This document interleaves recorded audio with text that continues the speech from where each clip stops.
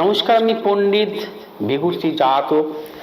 আজ এই পর্বে আলোচনা করব গীতার তৃতীয় অধ্যায় নিয়ে, যা কর্মযোগকে ব্যাখ্যা করে। গীতার 43টি শ্লোক বিশিষ্ট তৃতীয় অধ্যায়, যা শুরু হয়েছে অর্জুনের জিজ্ঞাসা নিয়ে। জায়সী চেত কর্ম নস্তে মথা বুদ্ধি জনার্দন তৎকিং কর্মাণি ঘোরে মাং নিয়োজয়সী কেশব।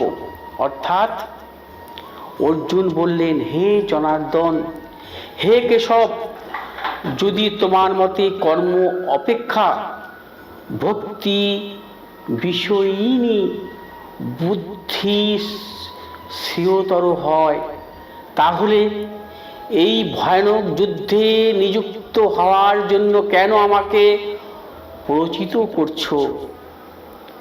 পূর্ববর্তী অধ্যায়ের শেষার্ধে শ্রীকৃষ্ণ মুখে ব্রহ্মজ্ঞান, ব্রহ্মস্থিতি ও নিষ্কাম কর্মের কথা শ্রবণ করে অর্জুন যেন কিছুটা বিভ্রান্তিতে পড়লেন। তিনি যেন ঠিক বুঝতে পারলেন না যে ব্রহ্মজ্ঞান, নিষ্কাম কর্ম এ দুয়ের মধ্যে কোনটি অধিকতর গ্রহণীয়।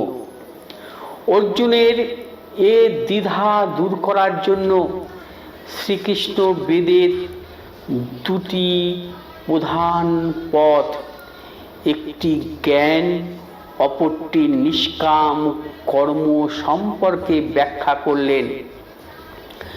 অর্জুনের বিভ্রান্তি দূর করতে শ্রীকৃষ্ণ এই অধ্যায়ে বলেন, আজীবন ব্রহ্মচর্যে ব্রতী ব্যক্তিগণই জ্ঞান পথের অধিকারী। এতে কঠোর যোগ সাধনার প্রয়োজন। অতি অল্প লোকই এই পথ অনুসরণ করে সিদ্ধি লাভ করে। সে কারণে সাধারণ গৃহীদের নিষ্কাম কর্মের পথ অনুসরণই শ্রেয়। নিষ্কাম কর্মযোগ অবলম্বনে কর্মীর জ্ঞানও বিশুদ্ধ হয়ে থাকে। তাছাড়া জীব কখনো কর্মহীন থাকতে পারে না। জীবনের অস্তিত্ব রক্ষার জন্য প্রতিটি জীবকেই সর্বদা কর্ম করতে হয়। একটি শ্লোকে নিজের উদাহরণ দিয়ে ভগবান বলেছে, ন মে পার্থাস্তি কর্তব্যং ত্রিষু লোকেষু কিঞ্চন নান ব্যপ্তবং বর্ত এবচ কর্মণি। অর্থাৎ, হে পার্থ, এ ত্রিজগতে আমার কিছুই কর্তব্য নেই, আমার অপ্রাপ্ত কিছু নেই এবং প্রাপ্তব্য কিছু নেই, তবুও আমি কর্মে ব্যাপৃত আছি। তবে সে কর্ম যখন কামনাবিহীন হয়, তখন তা কোনো বন্ধনের কারণ হয় না। অর্থাৎ সে কর্মের দায়ভার নিষ্কাম কর্মীর উপর বর্তায় না।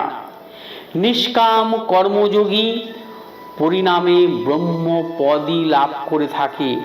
তাই শ্রীকৃষ্ণ অর্জুনকে সম্পূর্ণ অনাসক্তভাবে কর্তব্য বোধে কর্ম করার জন্য বললেন।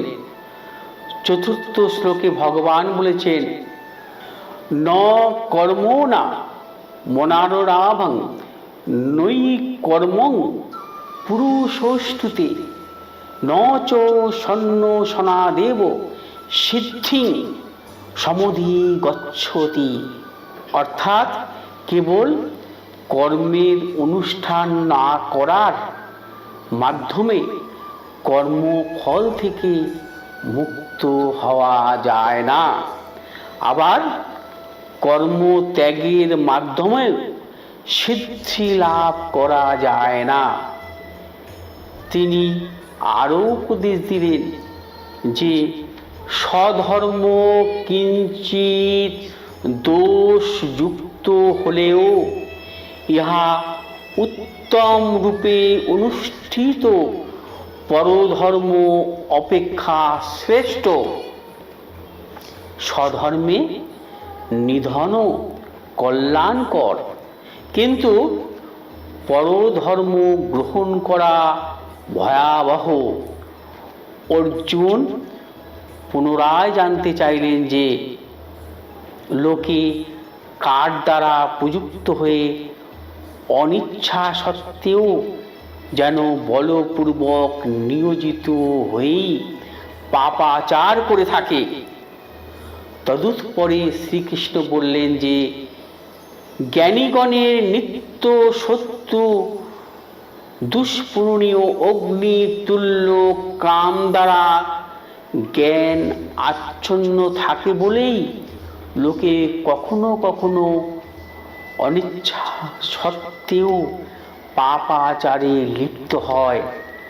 আর এ কারণেই অগ্রে ইন্দ্রিয়গণকে বশীভূত করে জ্ঞান বিনাশী কামকে বিনিষ্ঠ বা পরিত্যাগ করা প্রয়োজন।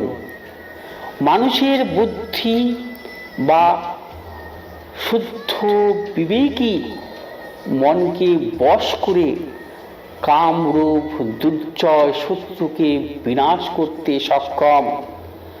ভগবান অর্জুনকে নিষ্কাম কর্মে উদ্বুদ্ধ করতে একটি শ্লোকে বলেছেন, ময়ি সর্বাণি কর্মাণি সংনঃ সাধ্যাত্ম চেতসা নিরাশী নির্মর্ম ভূতা যুদ্ধস্য বিগত জড়। অতএব হে অর্জুন, আধ্যাত্ম চেতনা সম্পন্ন হয়ে তোমার সমস্ত কর্ম আমাকে সমর্পণ করো এবং মমতা শূন্য নিষ্কাম ও শোক শূন্য হয়ে তুমি যুদ্ধ করো।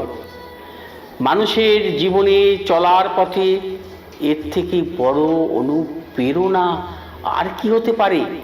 তাই আমি বলবো, গীতাকে জানতে হবে এবং বুঝতে হবে, তাকে নিজের জীবনের প্রয়োগ করার চেষ্টা করতে হবে। আগামী পর্বে আবার দেখা হবে। দেখতে থাকুন, ভালো থাকুন। জয় শ্রীকৃষ্ণ। নমস্কার।